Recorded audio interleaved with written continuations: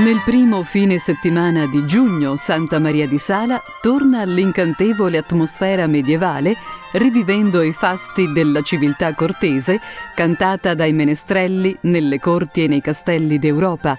La festa trae le sue origini dalle celebrazioni per la nomina del magnifico messere Paganino Sala a priore di Padova, avvenuta nel 1365.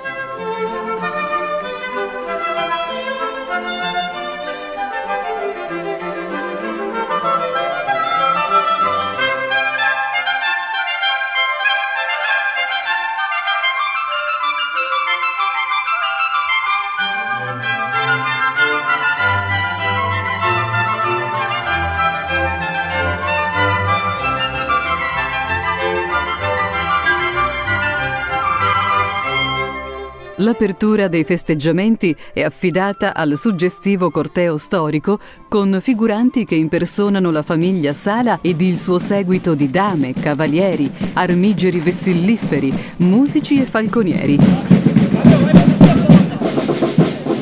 Nel corso della manifestazione si ricostruiscono episodi di vita medievale seguendo una seria analisi storica. Si svolgono così antichi tornei dove i cavalieri si battono con la balestra per offrire alla propria damigella il titolo di Madonna Primavera.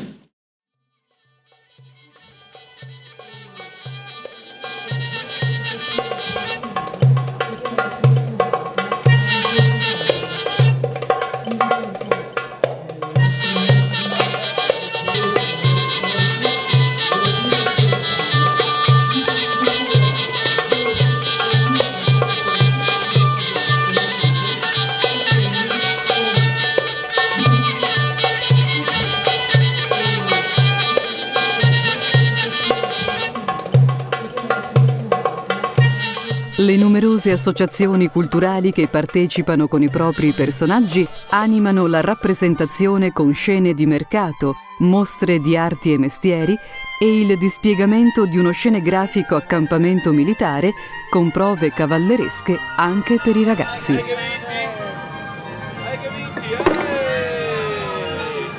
Fatti onore!